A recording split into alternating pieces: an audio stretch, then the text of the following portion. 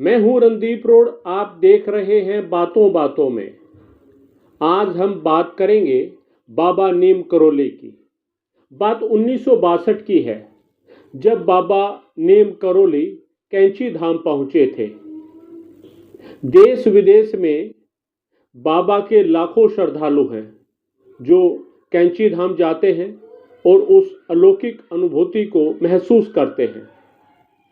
लेकिन बहुत कम लोगों को जानकारी होगी कि बाबा नीम करोली कैंची धाम कब पहुंचे थे और इस रमणीक स्थान पर बाबा ने मंदिर बनाने की कब सोची। बात 1962 की है, जब बाबा अपनी सफ़ेद एम्बेसडर कार में अपने सेवक उपेंद्र के साथ यहाँ पहुँचे थे। उस वक्त उनका सामना एक 7 साल के बच्चे से हुआ था। 7 साल का उमेश तिवारी आज 70 साल का हो गया है। उस वक्त उनके साथ उनकी 12 साल की बहन भी थी। जब बाबा नीम करोली उनके घर पहुँचे थे, आज भी उमेश तिवारी के जहन में वो बातें ताज़ा हैं। हम चाहते हैं उनके जहन में जो बातें बाबा नीम करोली को लेकर हैं, उस अलौकिक अनुभूति को आप भी महसूस करें। हमने उमेश तिवारी से बातचीत की। वीडियो लंबा था, हमने इसके 2 भाग किए हैं। अब दोनों भागों को देखें और अगर आप सच्चे मन से बाबा नीम करोली के श्रद्धालु हैं, उस अलौकिक अनुभूति को महसूस करना चाहते हैं, तो आप दोनों वीडियो देखें और हमारी इस रिपोर्ट पर, हमारी इस वीडियो पर अपने कमेंट्स ज़रूर करें, इसे शेयर ज़रूर करें। उमेश तिवारी हमारे साथ हैं। हम इस वक्त कैंची धाम में हैं, उत्तराखंड, जहां बाबा नीम करोली जिन्होंने मंदिर स्थापित किया और आज यहाँ पर जो है लाखों करोड़ों की संख्या में लोग पहुँचते हैं उनको मानने वाले। और ऐसे कई सेलिब्रिटी हैं जो पूरे विश्व में जिनकी पहचान है, वो भी यहाँ पर किसी वक्त आए थे। ऐसे बहुत कम लोग हैं जो बाबा नीम करोली से मिले थे, यानी जिन्होंने उनको अपनी आंखों से देखा था, क्योंकि काफ़ी लंबे समय पहले वो इस दुनिया से चले गए थे। उमेश जी, क्या कहेंगे, उस वक्त कितनी आपकी उम्र रही होगी जब पहली बार आपने बाबा नीम करोली के दर्शन किए थे?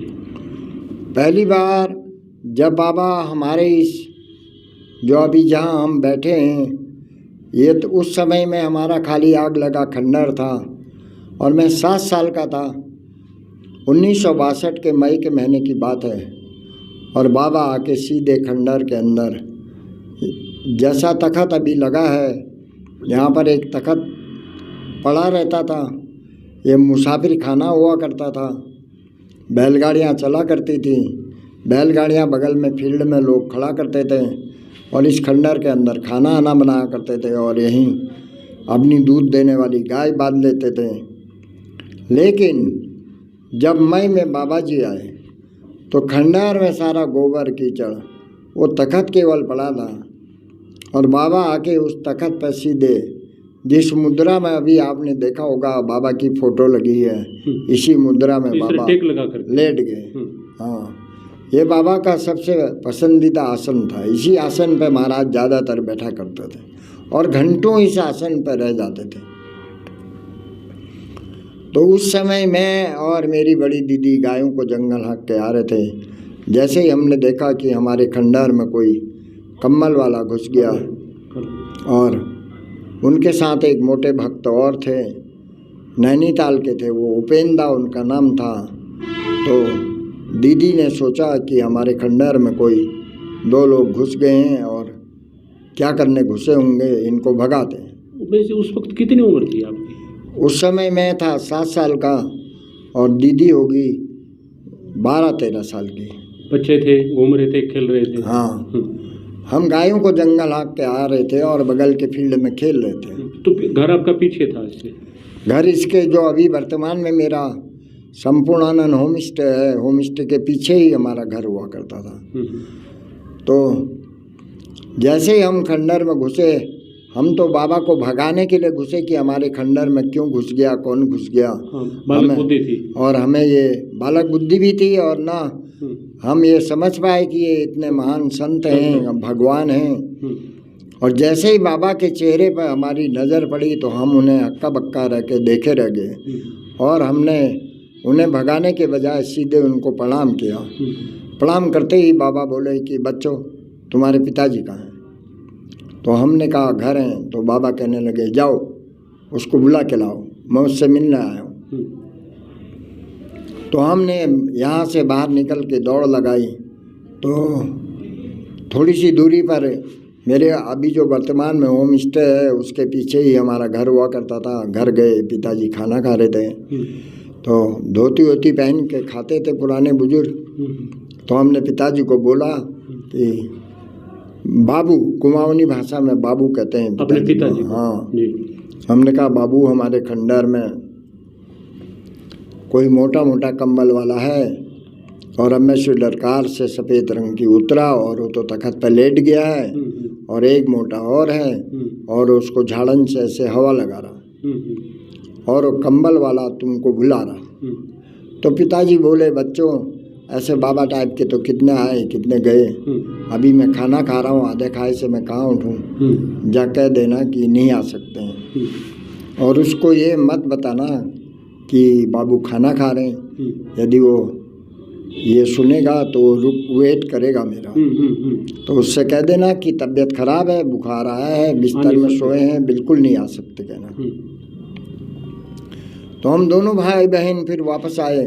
हमने बाबा से कहा कि बाबा हमारे बाबू तो नहीं आ सकते हैं। तो महाराज एकदम से बोले क्यों नहीं आ सकते, ऐसे ही करके बोलते भी थे एकदम कड़क। हाँ कड़क आवाज थी। तो हमने कहा उनकी तबीयत खराब है, उन्हें बुखार आया है, वो तो बिस्तर में सोए हैं। तो बाबा कहने लगे अच्छा, झूठ बोलने लग गया पूर्णानंद, खाना खा रहा कह रहा तबीयत खराब है। तो उनका नाम लिया उन्होंने। हाँ और उस जो भक्त साथ में था उपेंदा, उनको आदेश कर दिया कि उपेंदा तुम जाओ पूर्णानंद को कंधे में बैठा के लाओ, कितनी तबीयत खराब है मैं देखता हूँ और मैं तो उससे मिलने आया हूँ, बिना मिले नहीं जाऊँगा। और जैसे ही भक्त को आदेश किया उसने हमसे पूछा कि बच्चों तुम्हारा घर कहाँ है। तो हमने ऐसे इशारा करके बताया कि वो सामने हमारा घर है, ऐसे रोड से जाओ और ऐसे ऐसे पगडंडी चढ़ना। तो सचमुच में ही घर के लिए रास्ता लग गए, चल पड़े। तो हमें बड़ी फिक्र हुई। पिताजी की चोरी तो बाबा ने पकड़ दी थी, तो हम भागे बाबा को छोड़ के खेत के रास्ते।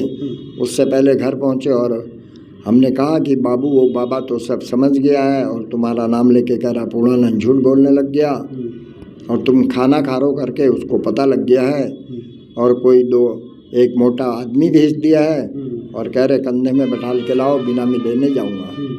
तो इतना सुनते ही घर में एकदम से हड़कम सा मचा कि ऐसा चमत्कारी बाबा कौन आया जो इतना जान गया।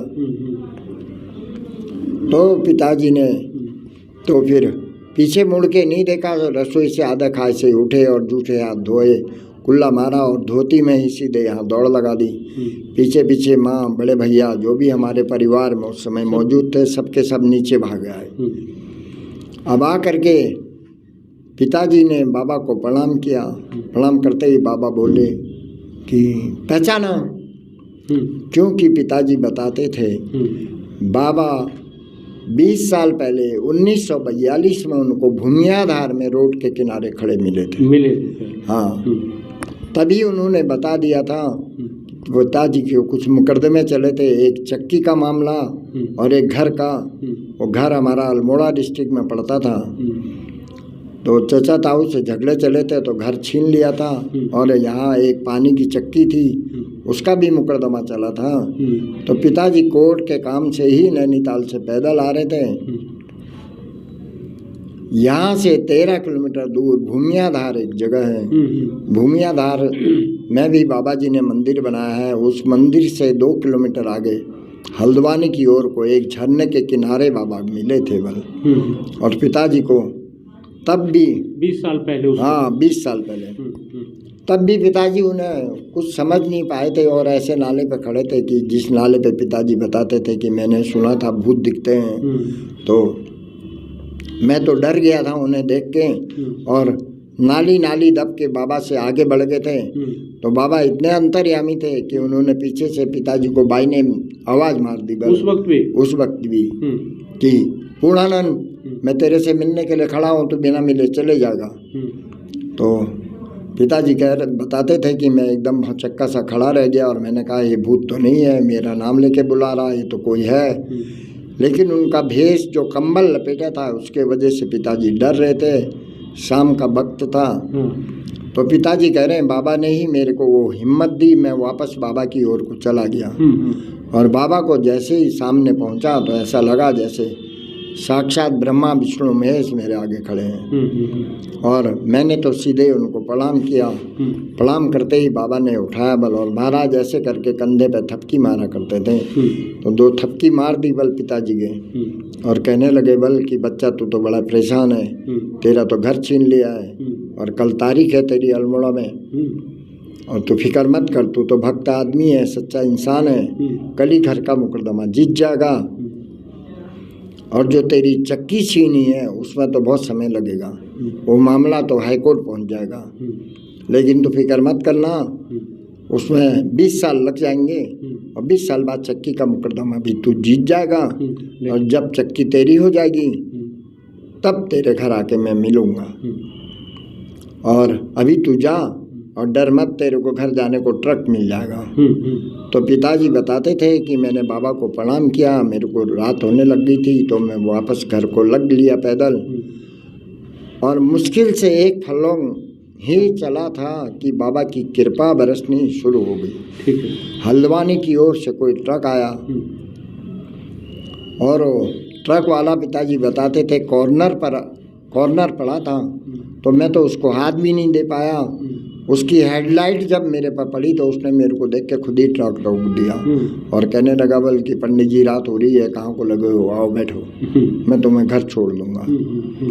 तो पिताजी को ट्रक में बैठाला। पिताजी कह रहे हैं जब उससे मैंने बातें करी तो कहने लगा, मैंने उसको बताया कि मेरी यार मैं ऐसे ऐसे परेशान हूँ, अभी कोर्ट के काम से मैं नैनीताल से पैदल आ रहा हूँ। ट्रक वाले से बातचीत होती है। हाँ, और कल सवेरे मेरे को अल्मोड़ा पहुँचना है, बड़ी फिक्र हो रही।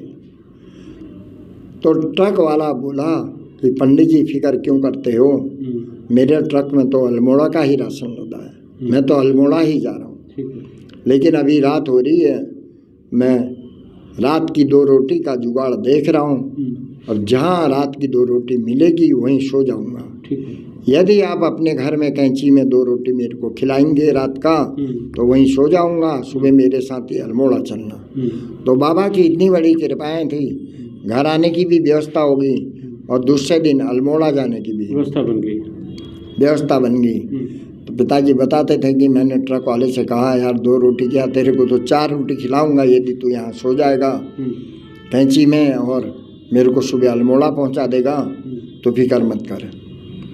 तो पिताजी बताते थे जैसा बाबा ने बोला था उसी दिन 1 साइडेड घर का मुकदमा पिताजी जीत गए। आपके पक्ष में? हाँ, हमारे पक्ष में उसका फैसला हो गया और घर की चाबी मिल गई।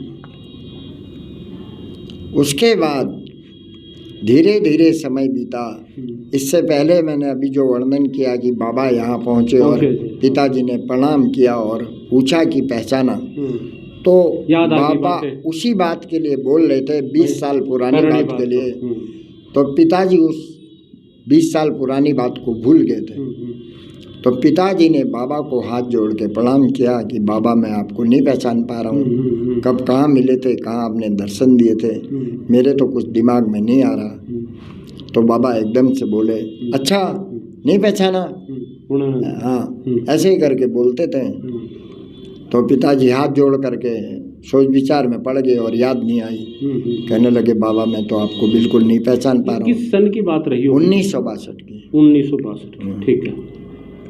और कब कहाँ मिले, कहाँ आपने दर्शन दिए, मेरे कुछ दिमाग में नहीं आ रहा।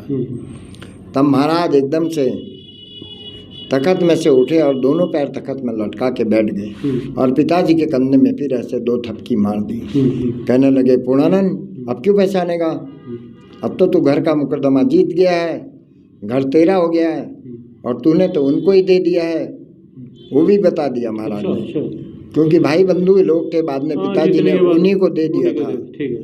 तो अब तो चक्की का मुकदमा भी जीत गया, अब तो तेरी खूब मौज हो रही है, खूब गेहूं पीस रहा है। याद कर जब भूमि आधार में मिला था, तेरे से कहा था ना कल घर का मुकदमा जीतेगा और तेरी चक्की में 20 साल लगेंगे, तब तेरे घर आके मिलूंगा, मैं तो नहीं भूला।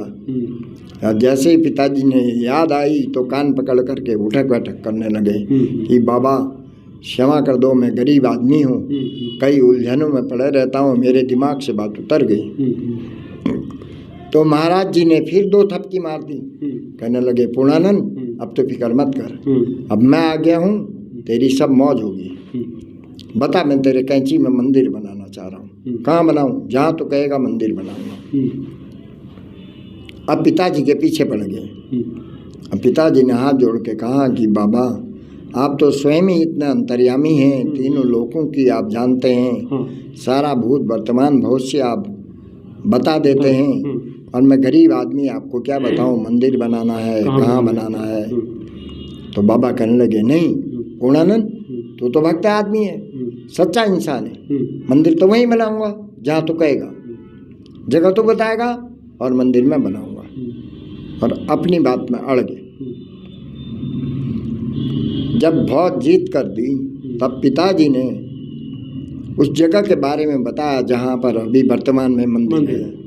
पिताजी ने कहा महाराज इतना जिद कर रहे हो तो यहीं पास में एक नदी के किनारे एक जगह है और बड़ा ही रमणीय स्थल है, और बताते हैं पुराने समय में भी वहाँ पर कई संतों ने तप किया है, कभी कमलागिरी बाबा, कभी सोमवारी बाबा।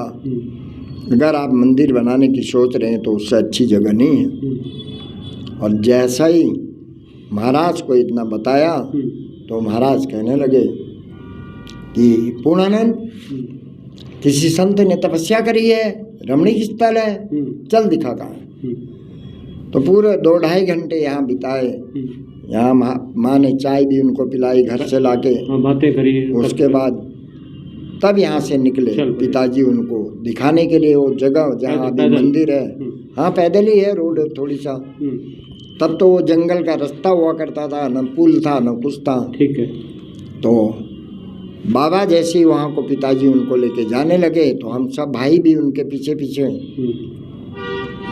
नदी पार जा करके जो मंदिर का अभी वर्तमान में अंदर वाला गेट है उसके बाहर ही नदी के किनारे एक बड़े से पत्थर में खड़े हो गए और चारों ओर को देखा और कहने लगे पूर्णानंद ठीक है, कल आऊँगा 10 बजे, कल देखूँगा इस जगह को, अभी मैं जा रहा हूँ। उस समय वो जो अभी मंदिर है वर्तमान में पूरा घना जंगल था। ठीक है। नीचे सारी झाड़ियाँ और बड़े बड़े पेड़, घुसने का भी नहीं था, रास्ता नहीं था। और वापस आए सीधे एम्बेसडर कार में बैठने लगे। पिताजी ने फिर रोक दिया। पिताजी ने कहा बाबा आप कल आने के लिए तो कह रहे हो, लेकिन ज़रा मेरी बात पहले सुन लो। जो जगह मैं आपको दिखा रहा हूँ, बता रहा हूँ, इस जगह के बारे में मैं ज़रा आपको खुलासा करना चाह रहा हूँ। हाँ, किसकी है? ये जगह जो है मेरी तो है नहीं, ये तो जंगलात की जगह है। फॉरेस्ट लैंड से मतलब है ना, वन भूमि थी। ठीक है। और जो आप मंदिर बनाने की सोच रहे हैं इसमें बड़ा मुश्किल, बड़ी बाधाएं आपको आएंगी और सरकार अपनी भूमि आपको देगी नहीं मंदिर बनाने के लिए। ये तो सरकारी भूमि है।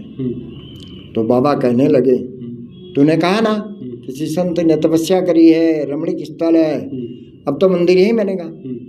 तू जंगलात की फिक्र मत कर, जंगलात से मैं बात करूँगा। कल 10 बजे आऊँगा, कल देखूँगा। और कार में बैठे चले गए।